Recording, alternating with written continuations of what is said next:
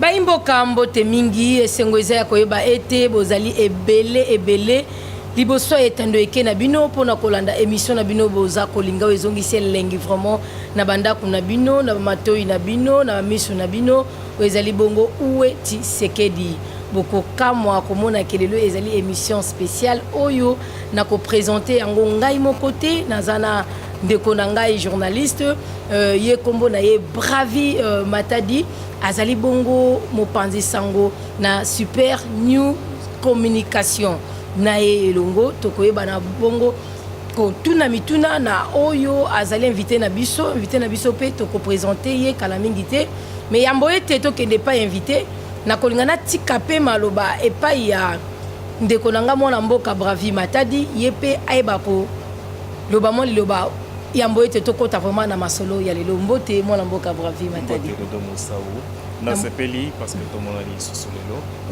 kaka ndengo uti koloba ete où es-tu Tshisekedi lelo tozolobela bongo ndenga uti ko annoncer que tozami balé eza émission spéciale ndenga uti ko annoncer tozala biso mo côté alobi yango malamu na cirque bolandi toyambi bongo ndeko ndena ye elongo tokolobela o eza bongo sujet na bisa moko na lelo matondo mingi mwana mboka Bravi Matadi bandeko na kai bongo ko présenter bino invité na bino na ebike bozo zala déjà moté mezo beta boye bakelelo ekozala nani ye azali bongo mwana mboka Johnny ye akobeta masolo ya idéologie tshisekedisme nde tozolo bakemikolo ezakaka idéologie tshisekedisme na kati ya idéologie tshisekedisme tozomona bongo la démocratie oyo wapi kondo Etienne Tshisekedi wa mulumba ayebaki bongo na kobundela kino akota na sama bele atikaki kobundela lembaki te kobundela démocratie na mboka na biso pour que ezonga vraiment ezwa place nango elongo na mwana mboka Johnny Shelenge nde tokoyeba bongo kobeta vraiment masolo yango na mboka Johnny Shelenge nazo rappeler déjà azali bongo secrétaire national chargé les personnes vivantes avec handicap na ngambo kuna ya UDPS koto ya mwana mboka Bruno Chibala mbote mwana mboka Johnny Shelenge mbote mama Dodo mbote papa Bravi vraiment nazana esengo mingi ya komona to sepeli mingi parce que ya noli na invitation na biso est-ce que vous êtes vraiment à l'aise déjà? Non, naza à l'aise ce qui naé c'est-à-dire je suis là je suis à l'aise naza prêt à tout tolobi lelo tozobeta masolo mwana mboka na oyo etali démocratie ezali oyo kondo Etienne Tshisekedi wa mulumba ayebaki bongo na kobundela vraiment pour que ezala vraiment restaurer na kati ya mboka na biso oyo Congo démocratique est-ce que ndenge oza komonela makambo ndenge ezokende est-ce que démocratie eza vraiment na esika na yango? Merci beaucoup pour na liloba merci ndenge opesi nga opportunité lelo pona loba démocratie na Congo eza na histoire nango ebanda mais merci pour yo bandi yango na temps kondo Etienne Tshisekedi puisque ce te bito remonter na temps wana avant il y a eu une tentative ya démocratie mais tozoko ko personnaliser yango na père de la démocratie Etienne Tshisekedi na temps wana lit na ye combat na ye oya salaka nde oyo benda multipartisme nde fukamisa Kondo Mobutu président Mobutu pour que non a lâché dictature à loba makambo ya multipartisme nde parier ne tuza ko reconnaître Etienne Tshisekedi ko la père ya démocratie na mboka na biso mais kolondisa makaka démocratie wana place nini yango eza ko occuper vraiment na mboka na biso? Non ezali combat de longue haleine démocratie ezali eloko ko c'est tout un processus de baloba kango ezali que non bateau magique boto bongo la démocratie te ate ba pays tozo loba o ya longue démocratie ba France ba ni baza na histoire na bango et ngol bate que non bazwa kango mbala moko te malembe mais ba précurseur bazali ba bateau ba tozo ko reconnaître bango bazali ko la père la démocratie de bazali mais notre démocratie est en train d'évoluer à pas en date de si malembe ti to ko comme réellement démocratique tina ba 2050 non, 2050, non, 2080. Espérons, puisque nous tous malembe lentement et sérieusement. Tous à qui ba élection té, mais tout le monde ba élection. Le to komi ko loba que non, tous c'est la ba élection. Donc on parle maintenant des élections. Au Congo, on ne parlait pas des élections. Surtout Nathan Azaïr, on parlait des élections de voter couleur. Nature moment il y a mon koyambo qui n'a tikapé micro et pas y a ndeko bravi matadi. Mon amboka yozolo bake ezelo komoko ya processus démocratie pour que écoute en amboka na biso. Mais n'est-ce pas que depuis 1991 Kondo Mobutu Sese Seko ayebaki bongo na ko déclarer que démocratie c'est ça ni écoute na mboka. Donc tokolo bake bino na ngambo na bino ya Chibala démocratie non écoute na mboka te. Tozoke na on a ndenge lobeli wana que processus. Donc dès que ndeti ataba 2050 de démocratie quoi ko c'est que biso na moment na biso to bika yango te. To bika ba injustice to bika ba tout ça la bana moko donc mutaza na liberté te ndenge le pe biso ba yi ba panzi sango to comme komona que expression vraiment na biso liberté na biso expression exacte. Parlons de nous vraiment ni moi mboka simba place on a vanda nango wana. Nayebi que en 1990 mwana mboka Kondo président Mobutu a démocratisé Kimboka, a lancé qui processus. Donc début quand on dit que tu continues la démocratie, tu continues la voie démocratique, à libéraliser les partis politiques. Les autres communes a plus de combien? Ceux qui 700 ceux qui sont partis politiques au baki côté à liste na revue na journal officiel. Et c'est belé et c'est la caté. Et c'est début de démocratie. Aujourd'hui on parle des élections. Et c'est début de démocratie. Tu as côté déjà la démocratie. Tu comme qu'on réclamer ba élection. Tu comme qu'on réclamer tu comme liberté d'expression commune à niveau na bino. Et zali début à bien toujours qui na la démocratie. Moi je peux pas aujourd'hui dire que non démocratie tu comme la démocratie à 100%. Je peux pas dire ça. Et nous aspirons à la démocratie. Nous aspirons à la démocratie et nous sommes en voie, il y a quoi ajouter un pourcentage pour que tu vives réellement la démocratie totale. Voilà ce que moi je dis. Quand vous parlez réellement, il y a démocratie. Démocratie. Le but est que Tshisekedi a sali père, il y a démocratie. Alors, les lots mémoire, il y a Tshisekedi et ça un peu mis à côté. Parce que le même idée à Tshisekedi et ça te autosomo dans les lots na kati ya parti à Tshisekedi. Les lots ndenge autolo bela que tozo que ne faire ba élection. La liste est partie où tous à la présenter dans le journal officiel et dans la Cour suprême de justice. Mais tout le monde était IDPS a passé sur 4 parties. Dans le combo moko, il y a IDPS. De comment on a les sous, n'angambo mon sous. Est-ce que démocratie en oyo papa titi atikela kibiso. Bilembo na yango ezaki nini a initié ki banani pour que lelo baye bape na ko lakisa na sima na bango ou eza démocratie. Parce que lelo to ko loba été Papa Titi Akei, mais c'est comme si l'idée de la démocratie est zapenza te na bayo batikali. Nini okoyeko loba na biso pour que to yeba banani obatika na idée de démocratie et comment est-ce que na idée oyo peut-être bango batika nango et que ko botela biso 4 parties il y a IDPS. Bon. Par rapport à 4 parties il y a IDPS, là on a ko senga ko yebisa yo na politique Yuma Zalakate, Yanka Zalakate. Oye babimisi 4 parties à IDPS. Bisope na 4 IDPS, tu s'appelles l'angote. Tu s'appelles pour nani babimisi 4 IDPS. Mais bon babimisi yango na babi pourquoi babimisi yango? Babi pourquoi baki kotika yango wa, baki kotika. Babi génie ni bazo ça. Mais toujours na idée moko. Il y a binonio sur ya papa Tshisekedi en tant que tout le monde c'est père il y a démocratie. Mais tout le monde se retrouve chez Tshisekedi. Tout le monde bilembo démocratie. Nini bilembo nino démocratie ko pesa pour que tout ce que tu es kolobela ba parti. Non, c'est mieux to la un peu démarche wana. Très bien. To lobela bilembo nini ya démocratie auto ko mona lelo parce que lobete tozo meka kokoma démocrate. Oui. Nasi bandeko bazolanda biso bozola na malampe bozo comprendre.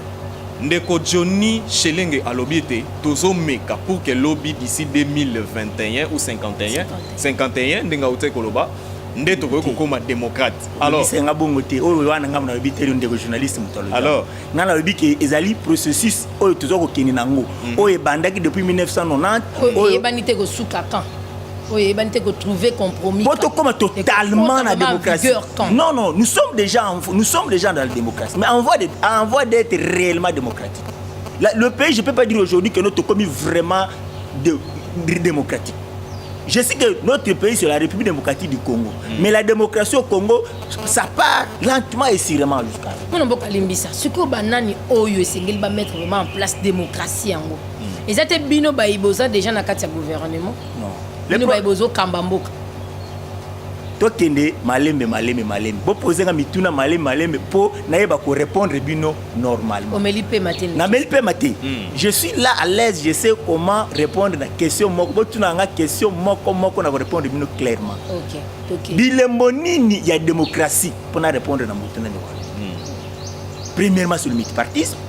Na mboko Congo ezali ba multipartisme te. Na mboko Congo tu ko voter te. Élection yena kati ya Congo. Tokomi lelo ko bima na nzela ko réclamer élection. Lelo tokomi ko sala ba meeting. Bo moni mwana mboka Félix Tshilombo asali meeting na place ya Sainte-Thérèse. Et ça elembo ya nini? Ya démocratie. Bino organe de presse bokomi ebele.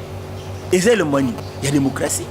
Mais bien que ça 100% bien qu'il y a beaucoup de choses à revoir dans Katiwana, vous n'êtes pas totalement satisfait, mais il y a des billes. Il y a beaucoup d'espoir.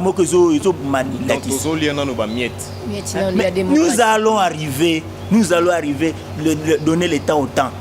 Nous allons arriver petit à petit. C'est pourquoi c'est une lutte autour de ça. Tu sais qu'il y a Tchikela Bisso esprit, il y a lutte. Nous, à l'IDPS, nous faisons la lutte politique. Nous ne faisons pas la politique. Nous faisons la lutte politique. Nous luttons. Nous luttons pour que l'oko ezala quitte ça là. Et l'oko place besoin qu'on a que l'oko il faut pas ezala boyer. Pour un neza boyer. Bon ça là qui est comme à bongo, c'est ça l'esprit qu'on doit tenir tiseke d'article la biso. Lutte politique n'est tout ça. Na lutte politique toujours que ne manio une autre ko lutter na ba domaine union ce domaine non ça boyete. Il faut ezala boyer. Domaine non ezala boyete non il faut ezala boyer. C'est ce que nous faisons. C'est ce que nous avons hérité de Tiens Tshisekedi. Faut comprendre que beaucoup mo bunda c'est que to kenango malembe mais bolobi likambu ya processus ndongo zolo ba wana kaka tozala non wana mwana mboka c'est que niko tali sabiso que même pour na ka ya Moïse Katumbi comme ezali likambu processus bokene non ka bongo ye po azonga na mboka po asime ba droit na etant que mwana mboka il faut après mde tozolo belaka wana ba 2050 ya komanata ko asime penze so pa kufa kufina tolo babongo mwana mboka. Pourquoi la démocratie on a makambo susu likambu ya mwana mboka Moïse Katumbi démocratie ezate donc ndenge ezali likambu processus yezana mteto zela kana esima. Moi je ne préfère pas ici na ya natanga kombo ya mutu. Tangelanga Bruno Tshibala. Tangelanga autorité morale na. Mais ne me citez pas le nom de d'autres personnes. Na kati ya démocratie. Na kati ya démocratie. Ceux qui na ko répondre na mwana mboka oyo tuni mutu na soka mwana mboka. Ça reste aussi à vérifier. Sokaza mwana mboka. Oui. C'est que pour nous azali nani. Non, na le biso kaza mwana mboka. Sokaza mwana mboka c'est bien. Approuver biso kaza mwana mboka. Ayena ba preuve que non aza mwana mboka. Pour le moment. Pour nous aza mwana mboka te. A gouverner Congo, azaki ancien gouverneur na mboka na biso Congo. Mais c'est la prouve kaza mwana mboka. Olobi yango. Yo mto lobi yango. Bonga na boye. Est-ce que ngana za compétent na déclarer mutiko aza mwana mboka to aza mwana mboka? Et ça, la juridiction compétente n'est pas capable de déclarer que tu es ou tu ne l'es pas. Mais ngana koko loba wa te que non azato azamona mboka te ndena za kolobane par rapport à likamuna ye. Ngana eloko na koyebisa bino ou bien na koyebisa peuple congolais. Na koyebisa la population. Tout ça là j'ai y adversaire te. Tout ça là j'ai na été. Tout l'endagé na été. Na politique et là comment côté baganyaka d'avance na politique yuma zalaka te yankazala nani ndé adversaire moi nani ndé adversaire nani adversaire to l'endagé adversaire tes adversaire on dit nani mon non le pomme c'est quoi le long de quoi le biki babimisi 4 IDPS nani babimisi 4 IDPS pourquoi babimisi 4 IDPS avec quel esprit babimisi 4 IDPS. Alors nous l'IDPS, nous allons faire l'RG. Tokolana na bango. Voilà. Tango koloba ke bino de IDPS, bino IDPS nini. Nakobana ndeko dodo musawa loba ki ete bosa IDPS Bruno Tshibala. Mais bande ko bazolanda balandi pe eloko moko te koloba. Olobi ete botangelanga bakombo ya Bruno Tshibala mais ya bandeko mosusu te mais bino nyonso boza IDPS mais nakoloba na yo otangi pe kombo ya ndeko Félix Tshisekedi ezongisi yo na maloba na yo moko toye kolobela dossier Katumbi olobete soki aza mwana mboka très bien nazio maloba mon côté olobete soki ozalanga na makambo ya IDPS kokotisa bato mosusu baza IDPS te soki ozotuna makambo etali IDPS tunanga makambo etali IDPS sikoyo toza na motuna mpe ya mozitu toza na kati tokoya nsima mais oyo azotunanga makambo atani ya ndeko Félix Tshisekedi wana baza balider na nga bakonzi na nga bayaya na nga eza makambo miso ya famille ndeko na ngai yo na ndeko na yo soki bobundi soki boswani okopekisa bana ndeko na bana ndako na soki yaya na leki soki bandeko bamikolo bazoswana bapapa bazoswana bana mwana wana muke wana yaka epa mama kolia quand tu viens là na kanda komona mwana no bimisi obengani ye non soki bamikolo bazosbunda bitumba banzoku o ba matiti nde nyoko alors ne me posez pas avec le président Félix Tshisekedi ne me posez pas nyonso wana baza ce sont mes cadres bakonzi na nga wana makambo na biso ya ndako mais awo ndimi bango bakonzi na yo moi nga na ignore bango Tshisekedi atikelanga bango banani bacadre nyonso wana oyo lelo bazomema kombo ya Etienne Tshisekedi. Je ne peux pas passer ici pour ignorer bango. Ils portent le nom de mon leader. J'ai du respect avec eux. Mais pour le moment, moi, je reconnais IDPS sans épithète. Sans IDPS bar, non. Ndewapis. Oyo moko yebisa katrite IDPS Maloeka, IDPS Kimbondo, IDPS oh je ne vais pas. Mais moi, je sais que je suis dans l'IDPS. Je suis dans l'IDPS. Tout court. Nde maso tozobeta ya démocratie mwana mboka na tia osuli mongo na munoko. Là il tozolobela makambo ya démocratie awa. N'est-ce pas qu'il y a démocratie ça ko senga pe ko accepter baninga msusu. Leble bozolo ba ki IDPS ezaka kamoko. Soko tokolo bango nini. Wana eza démocratie te. Bozo reconnaître pendant que ministère ya intérieur azo reconnaître 4 UDPS. Mais bino bolingo ko reconnaître en ngote bolobi IDPS ezaka kamoko o ya bino. Est-ce que na wana ma démocratie ça? Ngai na lobi eloko moko awa boy. Biso tokoki jamais ko sala G ya muto ya reconnaître 4 IDPS. Muto a reconnaître 4 IDPS wana, il sait la motivation qui l'a mené à reconnaître 4 IDPS. Mais biso tokoko sala G, tokoko sala G na été, na yebite. Ko tia oyo muto lobi yango. Ko tia maloba wana na muto ngona ngate. Oya sali abimisi 4 IDPS. Yé moko yebi pourquoi sali yango. Nous pouvons faire préférer les songer. Toko ça la généralité. Mais biso tu dis que IDPS c'est amoko. In est indivisible. Et ne vous en faites pas. Oya sali eloko wana. Na tuno mutuna moko. Biso ande tozo na mituna. Bon, na lo banal. Au réveil un jour. Et a sali 4 IDPS. Mais avant ba élection, au ko réveil un jour que non ba IDPS no sona ba yokani, ba seule plateforme. Nani candidat. C'est-à-dire makambo na banda. Bakoko yokana. Bayokani. Et puis ndenge ya bimisi kati. Babimisa nani candidat. Baza bana ndaku. Wana eza makambo na biso ya ndaku tokoyokana oyo ya bima te oyo ya bima boyo. Wana makambo na lobi teke kosala mabongo. Et je ne suis pas venu pour dire que notre lobby tokozala non.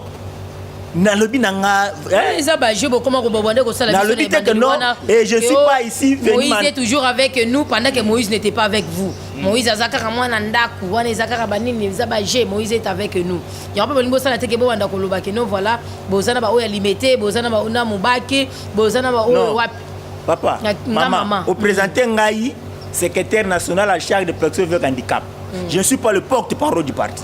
Je ne suis pas venu vous mandater pour la position officiel au parti Azui par rapport à Bilokwana. Mais moi je réponds par rapport à comme nous avons prendre ma responsabilité na koki tokoki jamais kolanda jewana basali pour na kobimisa 4 IDPS ba yebi motivation ça pour bimisa 4 IDPS nous to dit que IDPS oza ko se retrouver na valeur Etienne Tshisekedi ezali moko nde wapi sans épithète IDPS tout court oyo eza ko reconnaître héritier politique ya Etienne Tshisekedi nde nani c'est Bruno Tshibala Nzenze c'est lui l'héritier politique mpona kozoma loba na monoko te otoloba ke aza héritier politique tozo rappeler ke bandeko bazolanda biso na bokebi nyonso olobi ke aza héritier politique mais nanga mosusu na baye alimete tomoni ete Félix Tshisekedi nde azwi ebonga en tant que président ya parti mais olobi ete Bruno Tshibala nde aza héritier politique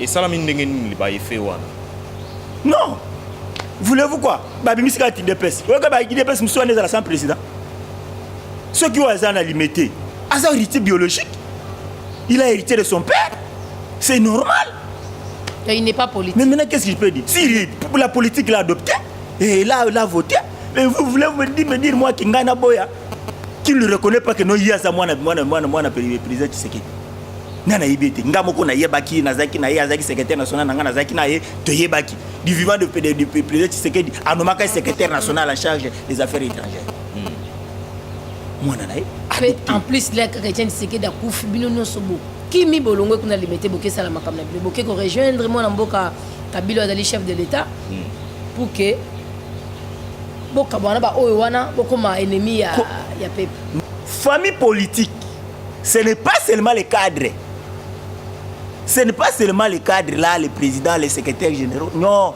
tenez aussi compte ya base ba combattant Tshisekedi auta kokufa batu nyonso wana basanganaki bakomaki tukosala na munana na muzola na cimetière ya Gombe aya tant bakombata baboya aya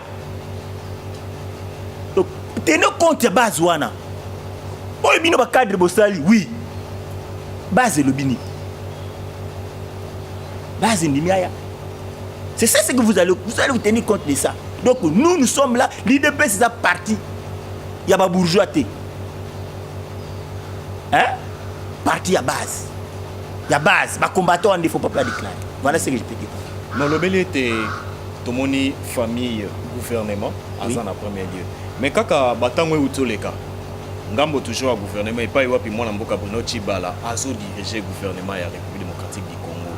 Baloba qui était to signer accord na famille tout ça na ba famille politique na ye pour que nzoto ya kondo Etienne Tshisekedi e ba kozongela biso a namboka. Mais toujours bango baye ko déclarer après quelques jours que bazali na mosolo te pona kosala.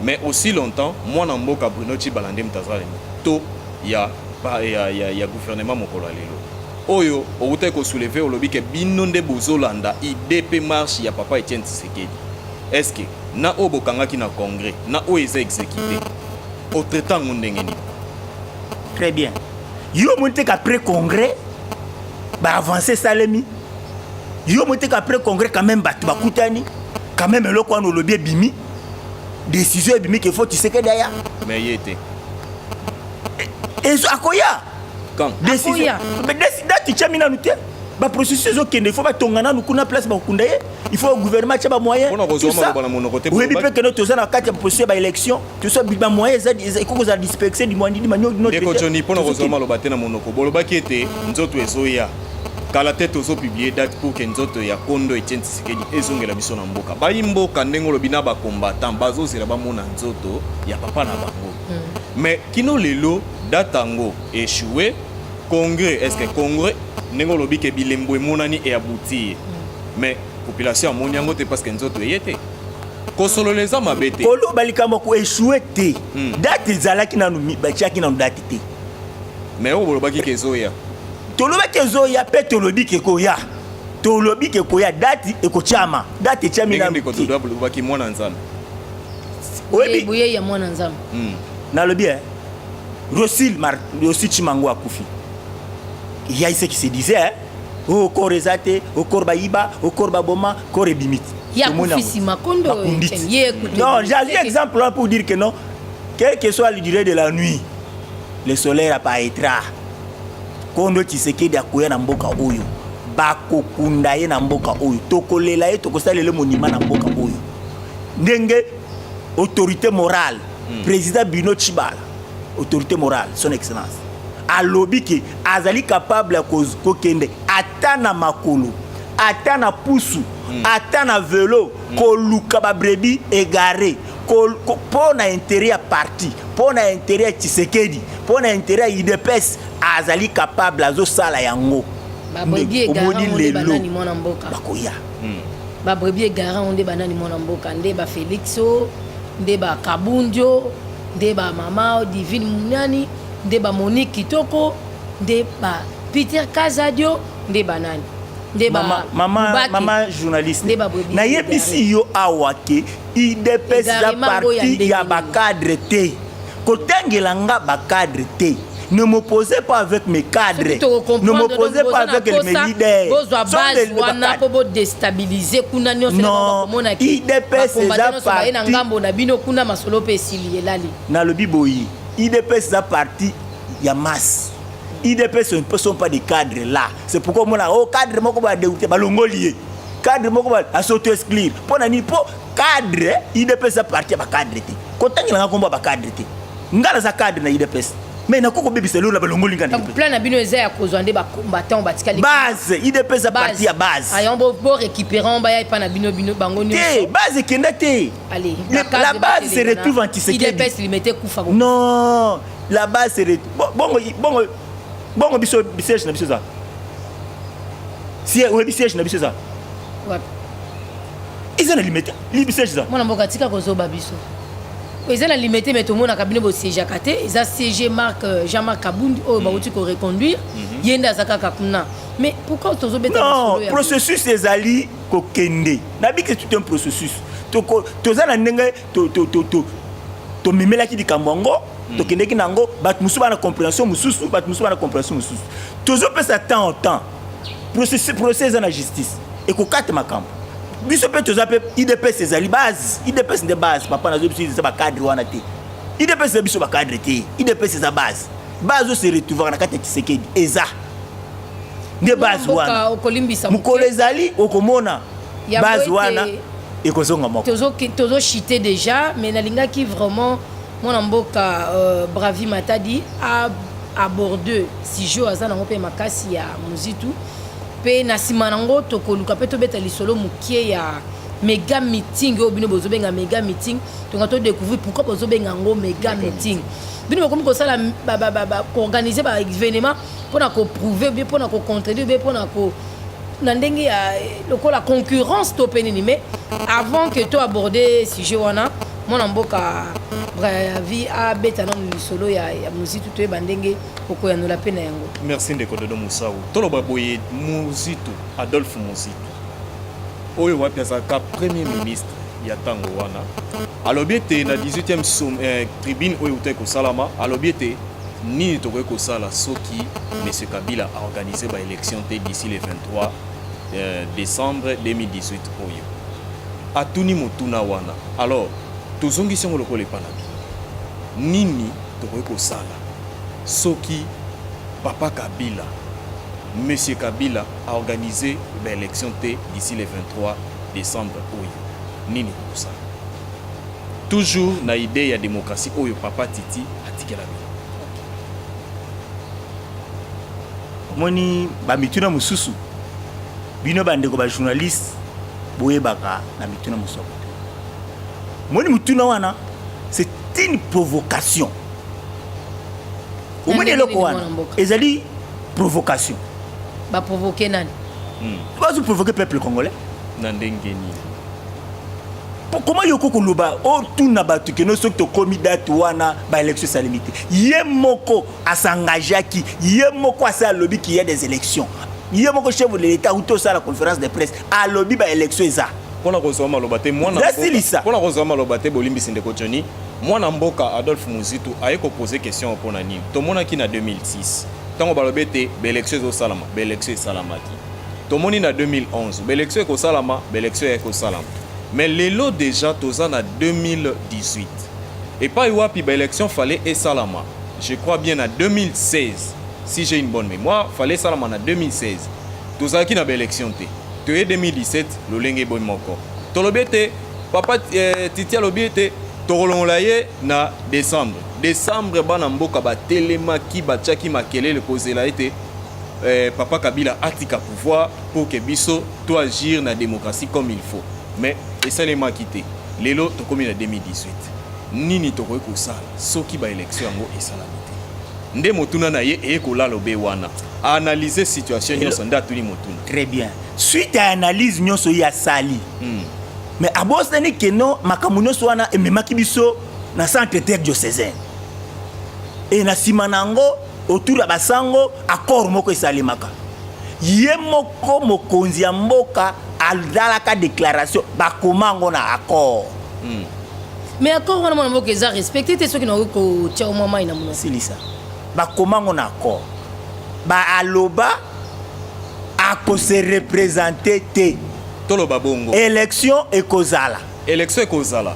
Tokati oliso maloba te élection ekozala. Mais nangamo mosusu tozomona ete toujours bandeko ya majorité présidentielle bazali ko soutenir M. Kabila lokola candidat na bango na élection 2018 oyo. Likambo yo peuple ayebi ke ko sala mate parce que asilisi deux mandats na ye. Nanga mosusu balobi ete soki ndeko Moïse Katumbi a postulé, il faut que peuple andi ma candidature ya mwana mboka Joseph Kabila. Liaison nino eza entre bango mibale. Papa Kabila lelo azana na pouvoir. Oyo déjà c'est expira. Voilà. Il faut atika yango po mutu mususu pas ebonga. Ndeko Katumbi na ngambu na ye nano azo ebonga te ya mboka oyo. Première fois na yende aya alukazo ebonga. Sikoyo ndenge nini baloba ete soki ya tie yepe fwacha. Ndelo on a zoko yebisa bino ki eza provocation. Ça c'est de un. Deuxièmement, yelo on a kosenga na peuple congolais. Tous l'endagé na bango wana te. Eza jeu na bango. Eza technique na bango. Eza stratégie na bango. Peuple congolais to l'endagé na bango te. Wana jeu na bango bazo sala. Ok, mon amboka to komi vraiment na suka to kolinga olobana nous pourquoi méga concert parce que la réalisation nous fait signe que de voilà nous sommes déjà arrivés à la méga meeting eza le 26 méga meeting limbisa méga meeting eza le 26 au na place ya Fikine to benga ko méga meeting pour ça meeting ya révélation venez boya ko ka ba révélation mais on a na lobi le côté nani a contenir meeting l'autorité morale c'est son excellence le premier ministre l'autorité morale Binoti Balanzenze Moutoko Loba aloba na nuté depuis à comment place wana aloba na nuté ndenge babimisi ba 4 IDPS ya lobi na nuté boya koyoka siko azoloba boya koyoka ngai nazali secrétaire nazo chargé de personnes vivant handicap naza ko benga handicapé nyonso oza handicapé physique oza aveugle ozali handicapé auditif oza sourd oza baba oza albinos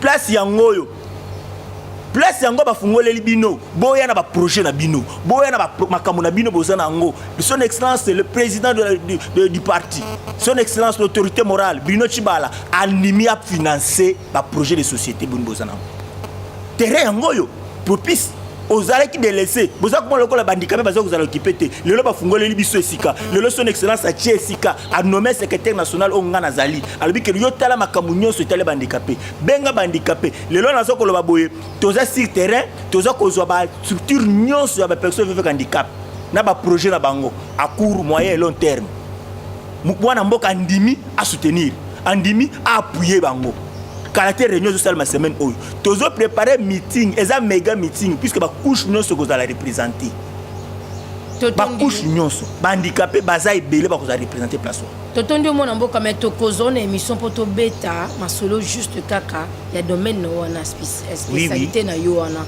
mais to comme vraiment na suka ba imboka bokolimbisa émission eza lengine bi ke possible décourager to le point mon côté le baki point mon côté oui point ngo wana déjà le bio ezaki ya méga meeting de yango to lobeleli yango déjà to comme na suka parce que on peut pas déborder to respecter vraiment tango ba pesi biso to ko pesa pe merci na président Roger Lumbala oyo azali oyo apesi biso vraiment espace oyo opportunité oyo kana benga kaelo à la tête bien faite la bouche qui part toujours de vrai donc mutamaye le pa idéologie politique ya yo yangwana coup de chapeau na ko pesa pe ndeko na ngai bravi matadi pe aibana ko sala pe ko pesa bino pe bambote yambo ete ndeko na biso pe aza invité Johnny Shelenge aiba pona koloba lobane ya suka matondo mingi ndeko dodo tosepeli mingi parce que bozalaki wana mpona kolanda biso bocomprendre oyo nyonso tolobeli toexploite oyo bino bopesaki biso lokola sujet oyo bino bopesaki biso lokola maloba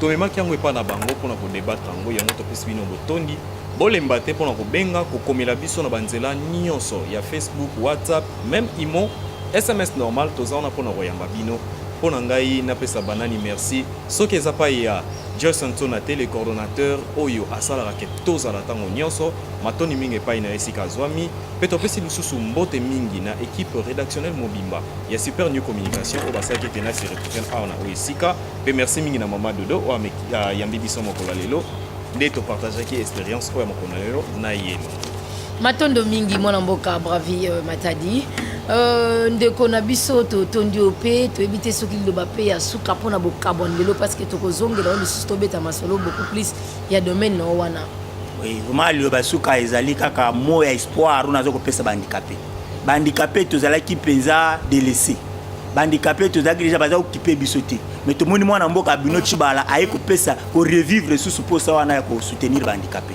donc posa nanga eza nde bandikape baya mais nakopesa bakonzi nanga nyonso ya parti mbote kobanda na président délégué loseke ti kokita ba vice président nyonso président ndinga tout batu nyonso na secrétaire général nyonso nakopesa bango mbote nakopesa Joli Bolonya mbote nakopesa batu nyonso oyo basoutenaka nga de près ou de loin nakopesa bango mpenza mbote makasi espoir ezali toya samedi le 26 ezali meeting kafu ya révélation na place Fikini handicapé nyonso ata ozala na moyen koya te yaka ozala décidé de eloko na ngina lo bawana sans oublier famille ya mokonzi Bertrand Tshibala bango nyonso wana napesi bango mbote donc famille nyonso Blanchard napesi bino mbote vraiment nous sommes avec vous nous soutenons la famille du chef et nous sommes derrière vous et nous soutenons les chefs.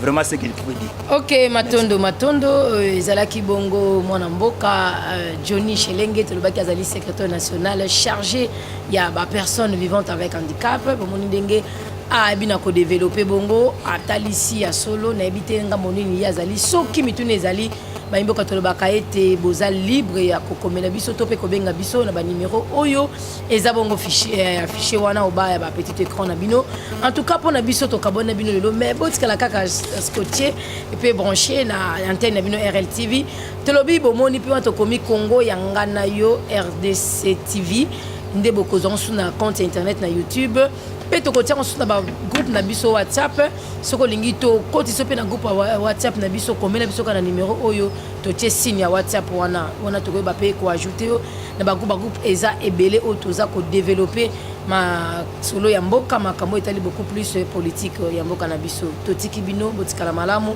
to kutani bongo mbala ya sima.